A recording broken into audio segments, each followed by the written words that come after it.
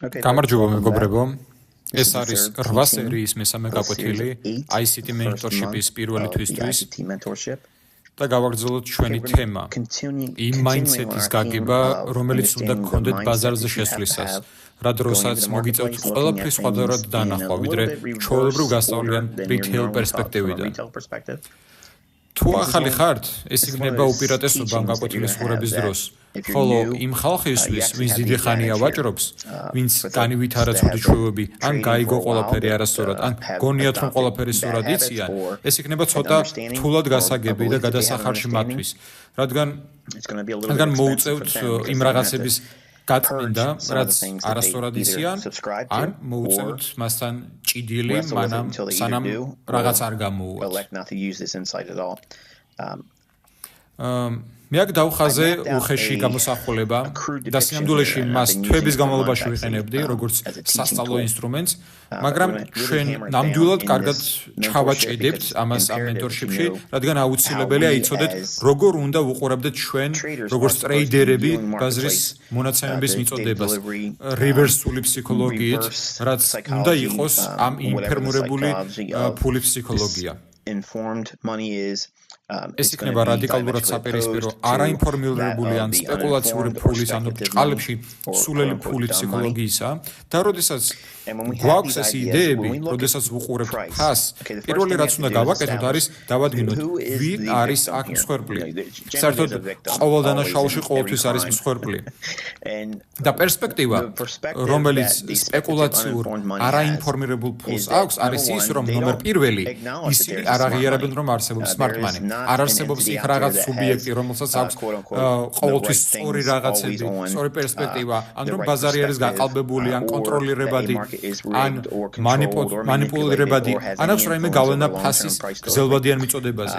არაინფორმირებული ფული, ან ისინი, ვინც არაინფორმირებული არიან იმასთან დაკავშირებით, თუ როგორ ოპერირებს, ან არსებობს smart money ბაზარზე, მათი რეალური პერსპექტივა სინამდვილეში არის ის, რომ ყველაფერზე პასუხი ინდიკატორებშია. და არაინფორმირებული ფულის პერსპექტივა ფლობს წმენას, რომ ფასი მოძრაობს ინდიკატორების მეშვეობით და ინდიკატორების გავლენა იყოს გადაყიდული ან ზედმეტად გაყიდული. აი ეს არის წინაპირობა იმისა, რომ ბაზარი ავიდეს მაღლა ან ჩამოვიდეს დაბლა. და მე შემეძლია გითხრათ, რომ წლების განმავლობაში, როგორც ახალი ტრეიდერი, მე ამას ვიზიარავდი და დიდი დრო დასჭერდა იმას, რომ რეალურად მოვწყდოდი ამ ტიპის აზროვნებას. ასე რომ თუ ახალი ხართ და არ ყოფილიყავთ ინდიკატორის ზემოქმედების ქვეშ და ჯერ არ ხართ ამით ინფიცირებული, თქვენ რეალურად საკმაოდ დიდი უპირატესობა გაქვთ. მათ ვისაც უყვართ ინდიკატორების გამოყენება, ცოტა გაუჭირდებათ ამ mentorship-ში, რადგან მე გეუბნებით, რომ ეს უნდა ამოაგდოთ თქვენი სისტემიდან, მოაშოროთ ეს თქვენ ჩარტებს, რადგან ეს არ არის ის, რითიც შეძლებთ smart money-ს დანახვას.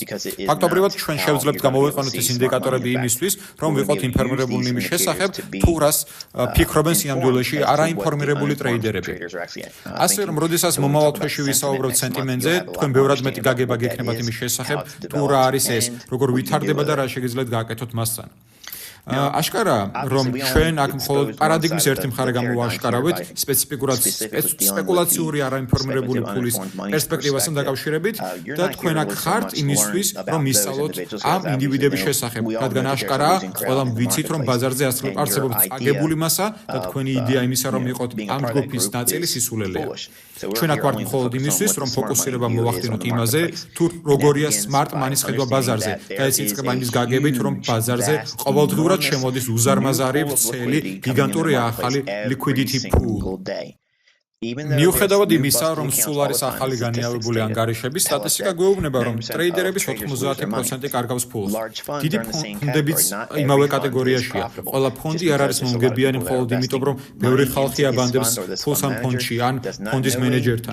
ეს არანაირად არ იძლევა გარანტიას, რომ ეს ფონდი იარსებებს 1 წლის, 2 წლის ან 5 წლის შემდეგ. ასე რომ ჩვენ, როგორც ინფორმირებული ტრეიდერები, ჩვენი პერსპექტივა აქვს ქონდეს ლიკვიდობის მომწოდებლების ან smart money-ს ხედვა ბაზარზე. და ისინი ნათელს ფენენ არაინფორმირებული ფულის ასპექტებზე, რადგან სწორედ ეს ატრიალებს სამყაროს მარკეტზე. Smart money იქ არის liquidity-ის უზრუნველსაყოფად, მაგრამ ისინი ამას აკეთებენ გაცვლის პრემიუმით.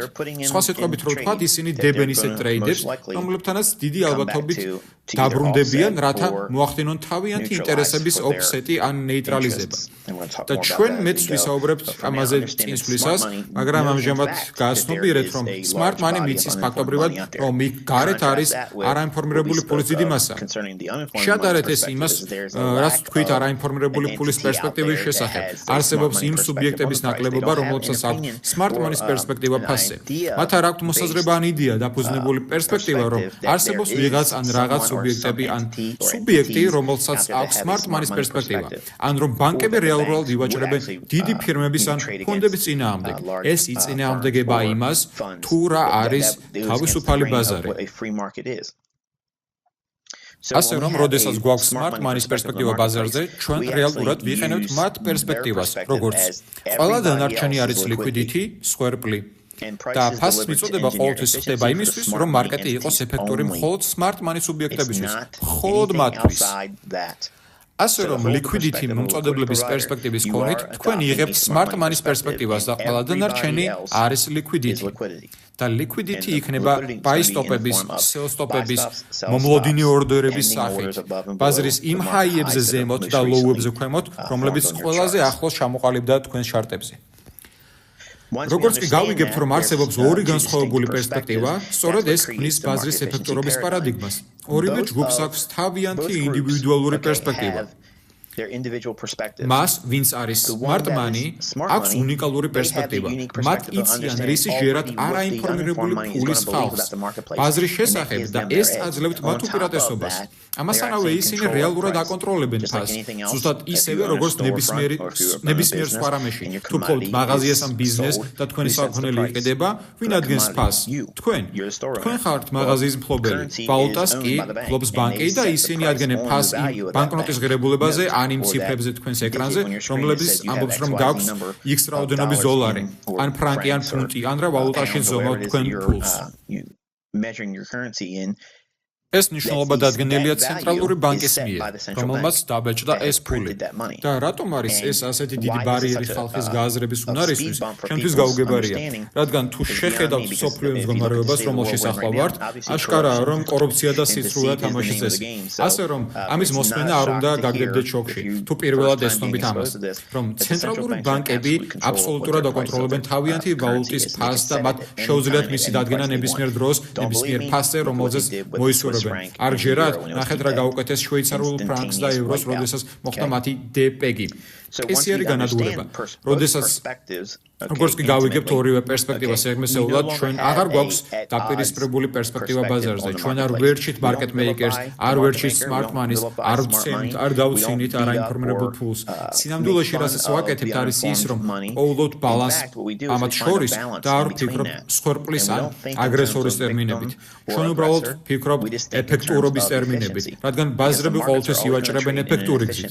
მაგრამ ეს არ არის ეს არის გადახვილი და უფრო მიდრეკილი იქითკენ, რომ გავსოს smart money ჯიბები, რადგან მათ აქვთ უპირატესობა, დააწესონ ფასი იქ, სადაც უნდათ რომ წავიდეს და მათ უკვე იციან როგორია არაინფორმირებული ფულის პერსპექტივა და მათ ასევე იციან როგორ მოახდინონ ამ პერსპექტივის მანიპულირება ნებისმიერ დროს ჩარტების პატერნებზე დაყრდნობით, ინდიკატორებზე დაყრდნობით ან უბრალოდ რეაქციებზე ბაზრის სიახლეების მიმართ.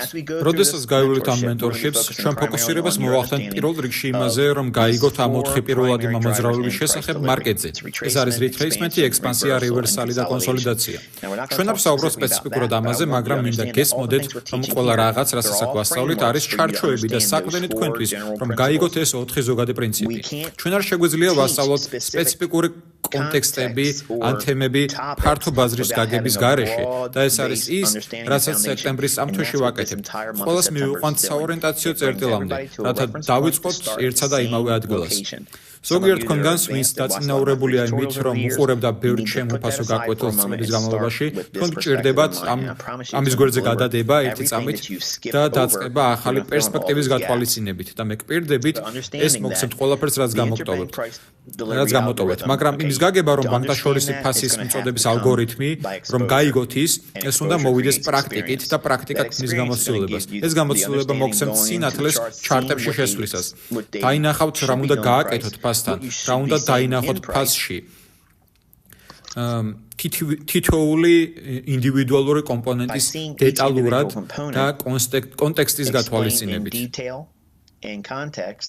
მთლიანობის თითოეული ინდივიდუალური ნაწილი თუ კომპონენტი შეძლებს ლამაზად მოერგოს ერთმანეთს და თქვენ მიხვდებით, როგორ ჩდება ყველაფერი ერთმანეთში, მაგრამ ჩაახშეთ ეს სურვილი, რომ უნდა გქონდეთ ტექნიკები და პატერნები და რთული საიდუმლოებები იმის შესახებ, თუ როგორ აკეთებს ჩარტი ამას ან იმას. თქვენ უნდა გქონდეთ ჩარჩო გონებაში და საფუძველი იმისა, თუ რატომ არსებობს ეს რაღაცები. სხვაგანად ყველა ის პატარა რაღაც არანაირ აზრს არ მოგცემ, როცა მოგიწოდებთ მე მასზე ორიენტირებისკენ. ასე რომ ყოველივე ამის გათვალისწინებით რაზეც უნდა მოახდინოთ სპეციფიკურად ფოკუსირება ახლა, როგორც mentorship-ის ახალმა სტუდენტმა, პირველი, რაც უნდა იცოდეთ, არის ის, რომ არსებობს ძალიან ცოტა რამ, რაც უნდა შემოიტანოთ თქვენს მოლოდინებში და იმაში, თუ როგორი უნდა იყოს თქვენი აღქმა და მარკეტის გაგება. სხვა სიტყვებით რომ ვთქვათ, ძირითადად რასაც ვამბობ არის ის, რომ თქვენ უნდა გქონდეთ ნულოვანი წინასწარი ცოდნა შემოტანილი აქ. ეს გულისხმობს ყველაფრის გვერდზე გადადებას. და ეს ძალიან რთულია მათთვის, ვინც უკვე გაიარა ტრეიდინგის სხვადასხვა დისციპლინები, რადგან მათ უნდა სადონ დაივიწყონ ის, რაც უკვე იციან. და მაშინაც კი, თუ მათ ფული იშვებეს ამით, რაც ყველაზე ცუდი რამაა, რაც კი შეიძლება მომხდარიყო. თუ მომგებია, თუ ინსტიტუციონალური ორდერების ნაკადის გარეთ, რამე მიგიყვანათ მომგებიანობამდე. ეს რეალურად მხოლოდ დამთხევა იყო და დამთხევა შეიძლება დიდხანს გაგრძელდეს. მე 9 თვე გავაკეთე და ეს იყო სუფთა იღბალი და შემდეგ აღარ ემუშავა. იმის გააზრება ახლა, რას უნდა აკეთებდეთ ამჟამად, ეს მნიშვნელოვანია როგორც ახალი mentor სტუდენტისთვის. პირველი რაც უნდა აკეთოთ, არის შექმნათ ყოველდღიური ფასის მოქმედების ჟურნალი ჩარტებით. ვიცი ზოგიერთ თქვენგანს არ უნდა ამის გაკეთება, ზოგიერთმა თქვენგანმა წინააღმდეგობა გამიწია წლების განმავლობაში, როცა გეუბნებოდით რომ ეს უნდა გეკეთებინათ. თქვენ ყველანი აქ ხართ და გადაიხადეთ ამ mentorship-ისთვის, გადაიხადეთ ამ ყველაფრის გააზრებისთვის და გამოცდილებას, რომელიც მე შევიძინე ბოლო 23+ წლის განმავლობაში. მე შემიძლია გითხრათ, რომ როგორ მივიღე ის, სწორედ იმ რაღაცების კეთებით, რაც გეტყვით ამ კონკრეტულ ვიდეოში. ეს აქედან იწყება. თუ გამოტოვებთ ამ ვიდეოს, თუ გამოტოვებთ იმას, რასაც ამ ვიდეოში გასწავლით, თუ გულობობთ იმას, რასაც გეუბნებით იმასთან დაკავშირებით, თუ რა სპეციფიკური რაღაცებით უნდა დაიწყოთ ახლავე, ეს არ ნიშნავს, რომ მხოლოდ იმიტომ, რომ სხვებზე დიდხანს ვაჭრობთ და რადგან ეს გესმით, რა არის ოპტიმალური trade entry, რადგან გესმით, რა არის bullish and bearish order block-ი, რადგან გესმით, რა არის liquidity void-ი. ეს არ არის უპირატესობა. თქვენ უნდა დაბრუნდეთ პირველ უჯრამდე და გაცნობიეროთ, რომ ეს არის ძალა თქვენს განვითარებაში. თუ გააკეთებთ ამ ტიპის რაღაცებს, თქვენ რეალურად ავნებთ თქვენ განვითარებას, შეაფერხებთ თქვენ ზრდას ამ mentorship-ის განმავლობაში. ასე რომ, დაბრუნდით პირველ უჯრაზე, თქვენ ხართ ახალი სტუდენტი, გააკეთეთ ყველაფერი, რაც აქ არის აღწერილი და დარჩები, რადგან აქედან იწყება ფულის შემოდინება. თუ გაქვთ ეს რაღაცები ადგილზე და დაიწყებთ ზუსტად ამ ფუნდამენტური პრინციპით, ის განვითარდება. ჩვენ ამაზე ფოკუსირებული ვიქნებით მთელი 12 თვის განმავლობაში. ყოველ თვე ჩვენ დავაშენებთ იმ წესებს და იმ რაღაცებს, რასაც უნდა ეძებდეს ჩარტებზე. მაგრამ ახლა პირველ რიგში, ერთადერთი რაც მინდა გააკეთოთ, არის დაიწყოთ დღიური ჩარტით. თქვენი დღიური ჩარტი უნდა აჩვენებდეს 12 თვეს, არანაკლებ 9 თვის ხედვისა. თქვენ უნდა გქონდეთ ამხილა პერსპექტივა თქვენ ჩარტზე. ნუ გექნებათ იმდენად დიდი პერსპექტივა, რომ მრავალი წელი გქონდეთ ჩარტზე. 12 თვიდან 9 თვემდე იდეალურია. გაქვთ 4 საათიანი ჩარტი და თქვენს 4 საათიან ჩარტს უნდა გქონდეს ფასის მოქმედების 3 თვის ხედვა. 60 წუთიან ან 1 საათიან ჩარტს უნდა გქონდეს მინიმუმ 3 კვირის ხედვა და 15 წუთიან ჩარტს უნდა გქონდეს მინიმუმ 3-დან 4 დღემდე ხედვა. ეს ნიშნავს, რომ ყოველი ჩარტისთვის აქ მოგირჩევთ მონაცემთა სპეციფიკურ რაოდენობას, რომელიც უნდა იყოს ნაჩვენების შესაბამისი ტაიმფრეიმისთვის. რასაც უნდა გაუწიოთ წინააღმდეგობა ახლა არის ის, რომ უნდა გაუძლოთ სურვილს იმისა, რომ იწინასწარმათ ყოველ ფასის მოძრაობები. ეს არ არის თქვენი განვითარების ამ ეტაპის ნაწილი. მოიცდებით წინ გაიჭრათ და გაარკვევთ, რას გააკეთებს ბაზარის შემდეგში, რადგან ეს იქნება პრობლემა თქვენთვის და მხოლოდ იმედი გაცვლებამდე მიგიყვანს. ჩვენ მიგიყვანთ იქ და ეს მოხდება თავის დროზე, მაგრამ ახლა გაუძელით ამ სურვილს. მაგრამ არის რამდენიმე რამ, რასაც სპეციფიკურად უნდა აკეთებდეთ ამ ჩარტებზე. თქვენ უნდა მონიშნოთ, სად აჩვენა ფასმა სწრაფი მოძრაობა კონკრეტული დონიდან. სხვა სიტყვებით რომ თქვათ, თუ ის სწრაფად გაიქცა მაღლა ან დაბლა კონკრეტული დონიდან, ეს აღსანიშნავია. თქვენ უნდა მონიშნოთ ეს თქვენ ჩარტზე. თქვენ ასევე უნდა მონიშნოთ ბოლონდროინდელი ჰაიები და ლოუები, რომლებიც არ ყოფილა რეტესტირებული. ეს ნიშნავს, რომ თუ ჰაი ჩამოყალიბდა თქვენ ჩარტზე, თუ ფასი არ დაბრუნებულა ამ დონემდე ბოლო დროს, თქვენ უნდა გააკეთოთ სპეციალური აღნიშვნა ამაზე, რადგან ის სავარაუდოდ გავლენიანი იქნება მომავალში. და პირიქით, კონტრასტულად რომ თქვა, თქვენ შეეძლებთ მონიშნოთ ლოუები, რომლებიც ჩამოყალიბდა და რომლებზეც ბოლო დროს ფასი არ ასულა. ეს ლოუ გავლენიანი იქნება მოგვიანებით მომავალი ფასის მიწოდებისას. მონიშნეთ არეები ჩარტებზე, სადაც ფასმა დატოვა სუფთა ჰაიები და სუფთა ლოუები. ძირითადად ეს გავს ორ თანაბარ ჰაის, რომლებიც ჩამოყალიბდა ერთმანეთთან სიახლოვეს. როდესაც ჩვენ ხედავთ, რომ ჰაი ამოვიდა, ჩამოყალიბდა და შემდეგ ფასი შორდება მას ცოტა ხნით და ბრუნდება პირდაპირ მასთან და არ აკეთებს ახალ ჰაის, ან იქნებ ჩერდება მხოლოდ ცოტათი დაბლა ან ცოტათი მაღლა, მე მას აღნიშნავ როგორც სუფთა ჰაის და ჩვეულებრივ ჰაის ტოპები ჩამოყალიბდება ამის ზემოთ და ბაზარი ჩვეულებრივ ავა იქ და გაივლის მასში. ეს არნიშნავს, რომ გაგზელს მასში გავლას, მაგრამ ეს ჩვეულებრივ დიდი სამიზნე ფასვისის, რომ მოინდომოს იმ არეში ასვლა.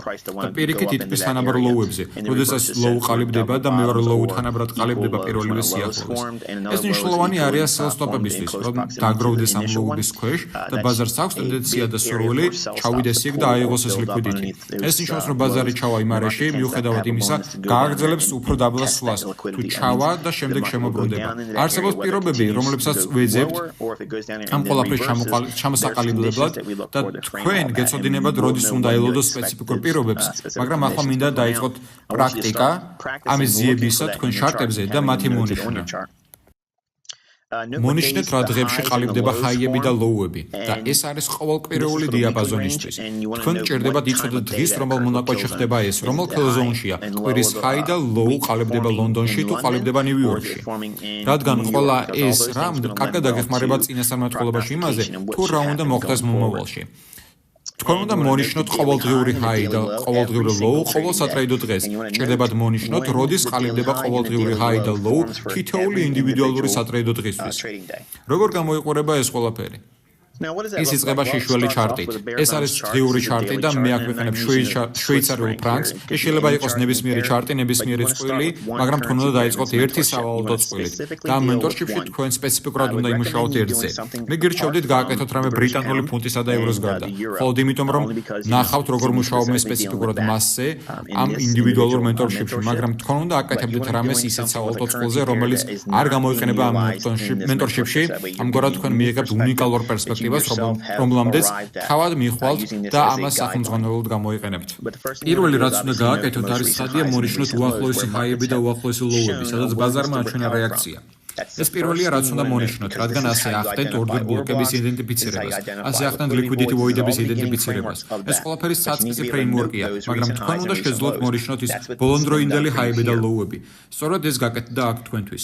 შემდეგ თქვენ ჩამოდიხართ 4 საათიან ჩარტზე და იგივე დონეები, რომლებიც მონიშნული იყო დღიური ჩარტზე, აქაც იქნება ნაჩვენები და უფრო მეტი ჰაი და მეტი ლოუ ხდება ხილვადი დაბალი time frame-ის პერსპექტივის გამოყენებით.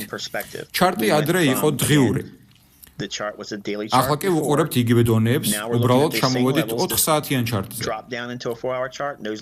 ეს დონეები მყისიერად გადაიტანება იმაზე, რასაც 4 საათიანი ჩარტი აჩვენებს. შემდეგ გადიხართ იგივე პროცესს. ეძებთ არეებს, სადაც არის ორი სუფთა თანაბარი ჰაი და თანაბარი ლოუ ერთმანეთთან სიახლოვეს და ეძებთ სად წავიდა ბაზარი სწრაფად კონკრეტული დონიდან. როდესაც ის ქმნის ამ ძალიან დიდ სანთლებს ამ ბარებს თქვენ ჩარტზე, თქვენ გჭირდებათ მონიშნოთ ესენი, რადგან ისინი დიდ გავლენას მოახდენენ იმაზე, თუ სად უნდა წავიდეს ფასი და სად არ უნდა წავიდეს.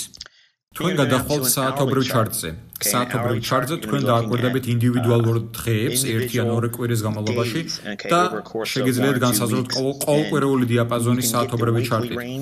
შეგიძლიათ შეხედოთ დღეში და ჰაიებს და ლოუებს საათობრივი ჩარტით. ის მართლა კარგი ორიენტირია, თუ ხართ მოკლევადიანი ტრეიდერი ან დღიური ტრეიდერი. ეს გავს დღიურ ჩარტის ბარომეტრს. უნდა იყოს მყიდველი თუ გამყიდველი. და ჩვენ გასწავლეთ ყველა ამ რამეს, ყველა ეს დეტალი შეისწავლება ამ მენტორშიპში. ამჟამად თქვენ აიღებთ ყველა იმ დონეს, რომლებიც იპოვეთ დღიურზე 4 საათიანზე და გადაიტანთ მათ საათობრივზე. ახლა თქვენ ჭირდებათ შეინახოთ ეს ჩარტი ამ ფორმატში. განცალკევებით ყველა სხვა ჩარტისგან, რომლებზეც ახლავს ვისაუბრებ. სხვა ნებისმიერი რამ, რაზეც ვსაუბრობთ იმის თვალსაზრისით, თუ რას ვეძებ სპეციფიკურად, ისინი არ გამოიყენება იმავე ჩარტზე. თქვენ ქმნის სხვა ჩარტს, ასე რომ თქვენ გექნებათ ორივე ინდივიდუალური და მოუყედებელი USVC ჩარტი, მაგრამ ინფორმაციას ატარებთ ორ ცალკეულ ჩარტზე. ამგვარად თქვენ არ გექნებათ ჩარტები, რომლებიც ზედმეტად გადაკვირთულია და არ გექნებათ ისეთი რაღაცები ჩარტზე, რაც დაგაბნევთ. შემდეგ თქვენ შექმნით კიდევ ერთ შვეიცარიული ფრანკის ჩარტს და ამისთვის გამოვიყენებთ 15 წუთიან ჩარტს. როდესაც ის შეიტვირთება, ცხადია ის იქნება ცარიელი, არაფერი იქნება მასზე და 15 წუთიანი ჩარტი დაემგონება დიდ აურზაურს. ის არ გაძლევთ არანაირ პერსპექტივას საორიენტაციო ფრეიმვორკის გარეშე და თქვენ ჭირდებათ გავყოთ მოქმედების იმ კურსს, რაზეც ვისაუბრეთ დღიური 4 საათიანი და 1 საათიანი ჩარტის გამოყენებით. გააკეთეთ იგივე რამ ინდივიდუალურ 15 წუთიან ჩარტზე, მაგრამ თქვენ მხოლოდ ჭირდებათ მისი გამოყენება ბოლო 3-4 დღის დიაპაზონისთვის და ამ დიაპაზონში ბოლო 3-4 დღის დიაპაზონიდან 15 წუთიან ჩარტზე თქვენ ასევე უნდა დააკვირდეთ ღიურ ჰაიებს და ღიურ ლოუებს. თქვენ ხედავთ, რომ მეც ასე ვაკეთებ ჩემ ჩარტებს, ჩემ ჩარტს ზუსტად 15 წუთიან ბაზისზე. თქვენ რეალურად ნახავთ, როგორ ვაკეთებდი ამას ყოველდღიურად დაწყებული ამ კვირიდან, როდესაც შევალთ mentorship-ში. მე ვნიშნავ წინა დღის ჰაიებს და წინა დღის ლოუებს და შემდეგ გამომაქვს ისინი იქამდე, სადაც არის 0 GMT, რაც საღამოს 8 საათია ჩემს დროში ამ პლატფორმაზე. აი ესე ვნიშნავ მე ჩემს ღიურ ჰაიებს და ღიურ ლოუებს. მნიშვნელოვანია ასე მოიშვით კვირის დღეები. ახლა მე არ მოგწევთ ყველა სპეციფიკას აქ, რადგან თქვენ რეალურად მიყურებთ ყოველდღიურად, ასე რომ შეძლებთ მიიღოთ ზოგადი წარმოდგენა ამ გაკვეთილში, მაგრამ უფრო კონკრეტულად თქვენ რეალურად ნახავთ ჩემს მიერ შექმნილ დოკუმენტებს, ჩემი ინდივიდუალური ჩანაწერებისთვის, ასე რომ თქვენ ნახავთ რეალურად როგორ ვაწყობ ჩემ ჩარტებს, როგორ ვაჟურნალებ მათ. დიახ, 23 წლის ვაჭრობის შემდეგაც კი მე ვაკეთებ ამას. მნიშვნელოვანია ამის გაკეთება და ეს არის ის სიცხადე, ეს გაძლევთ პერსპექტივას და ეს არის ის, რასაც პროფესიონალები აკეთებენ. ბოდიში უბრალოდ სხვა გზა არ არსებობს. ხალხს მის მართლა დაინტერესებულია ბაზრით, აქვს ბლოგები, აწარმოებენ ჟურნალებს და ეს არის ტიპის რაღაცები, რასაც ისინი აკეთებენ. თუ შეამჩნიეთ, რატომ ნიშნავ წინადღის ჰაიებს და ლოუებს, თუ შეხედავთ 4 შაბათის მონაცემებს, ხედავთ ამ პატარა ხაზს, წერია 4 შაბათი. თუ შეხედავთ წინადღეს, აშკარად ეს იქნებოდა 3 შაბათი ჩვეულებრივი კვირის განმავლობაში. ჰაი, რომელიც ჩამოყალიბდა 3 შაბათს, 4 შაბათს ფასი პირდაპირ ამოვიდა იქ და გაიარა მაშინ, დაახლოებით 97-90 დონეზე. მან არ გააგრძელა მაშინ გავლა. ის უბრალოდ ავიდა წინა დღის ან 3 შაბათის ჰაის ზემოთ, შემდეგ კი ჰქონდა sell-off-ი, გაიყიდა. როდესაც ის გაიყიდა, ის ჩავიდა ბოლომდე და სანამდე. უბრალოდ ნებისმიერ დონეზე? არა, ის ჩავიდა 3 შაბათის ლოუმდე, უბრალოდ გარღვია ის 1 ან 2 პიპით და შემდეგ გამოვიდა კონსოლიდაციაში. შემდეგ ნახეთ რა მოხდა 5 შაბათს. 5 შაბათს ჰქონდა ფასის retracement იმ დიაპაზონში, რომელიც შეიქმნა 4 შაბათის ჰაიდან 4 შაბათის ლოუმდე. 5 შაბათი იწყებს დღეს ვაჭრობით კონსოლიდაციაში, ის იწევს მაღლა, იხურება დიაპაზონში, რომელიც ჩამოყალიბდა 4 შაბათის ჰაისა და 4 შაბათის ლოუსგან და შემდეგ აკეთებს sell-offs და სანამდე ხდება მისი გაყიდვა. მოზრაობს ცოტათი ქვემოთ წინა დღის lows-სა და შემდეგ კი ამოიწევს იმ low-დან და გადადის კონსოლიდაციაში. შემდეგ გვაქვს პარასკევი. ბაზარი უბრალოდ პირდაპირ მიდის ზემოთ, პირდაპირ გადის 5 შაბათის ჰაიზე და ქმნის ახალ ჰაის. პარასკევამდე კვირის ჰაი ჩამოყალიბებული იყო 4 შაბათს. მან ამოწმინდა სტოპები და მთელი ლიკვიდიტი, რომელიც იქნებოდა 4 შაბათის ჰაის ზემოთ. ეს ყველაფერი კი გაკეთდა პარასკევს. ჩვენ გამოვიყენებთ ამ საორიენტაციო წერტილებს და მოგცემთ ბევრად მეტ ხედვას სპეციფიკაზე და იმაზე, თუ რას აკეთებთ ამით. მაგრამ ამჟამად მინდა იცოდეთ, რომ ეს არის ის, რასაც გააკეთებთ მომავალში ყოველ სატრეიდო დღეს. თქვენ მოახდენთ ფასის მოქმედების დოკუმენტირებას, ყოველ თქვენ მომოგცემთ მეტ საორიენტაციო წერტილს ჩარტებზე დასამატებლად და იმას, თუ რატომ არის ეს მნიშვნელოვანი, რაც გაგიკეთებთ ეს ინფორმაცია და რა ოპერატორებს გაძლევთ მისი ცოდნა. და თქვენი ჩარტების ასე ძალიან ერთგვაროვნად ორგანიზებული ვაჭრობით, თქვენ ჩარტს ექნება თავისი დამოუკიდებელი ანალიზი. თქვენ არ გექნებათ ყველა ეს რამ აღნიშნული ერთიანად თქვენ ჩარტზე. მაგრამ ამ ჩარტებს ყოველთვის მიმართავთ ფაზზე დაკვირვებისას.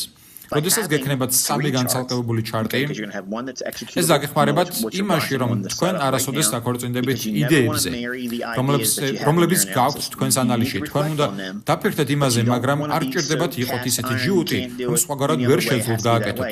სხვაგვარად, თუ უყურებთ რეალური დროის ფასის მოქმედებას, თუ დაინახავთ რამეს, რასაც არ აქვს აზრი იმ საფუძვლად არსებული პირობებისთვის, რომლებსაც ელოდებით ბაზარზე, თქვენ არ გექნებათ მოქმედობა გადართოთ სხვა სიჩქარეზე, ან გადაუხვიოთ ბაიას. თქვენ უბრალოდ ჩაეჭედებით არსებულ კონდიციას და ეს არის თქვენი ნების თქვენ თავზე შემოხვევა, რომ ბაზარი გააკეთებთ იმას, რასაც გააკეთებს და ეს არ მოხდება იმიტომ, რომ თქვენ გინდათ რომ მოხდეს. ეს მოხდება იმიტომ, რომ უნდა მოხდეს და ჩვენ ვცდილობთ მოხდეთ სინქრონში იმასთან, რასაც ბაზარი აპირებს. იქნება ეს გვერდითი მოძრაობა, მაღლა თუ დაბლა. ჩვენ არ ვიცით არც ერთი ეს მიმართულება ზუსტად, არამედ ვიცით ალბათობით. ჩვენ ვიცით როგორ შევიდეთ ბაზარზე ამ ტიპის რაღაცების საძებნელად, ისევ და ისევ და ისევ. ისინი მეორდება და თქვენ შეძლებთ იპოვოთ ეს განმეორებადი შემთხვევები ფასის მოქმედებაში ამ მენტორშიპის გავლის შემდეგ.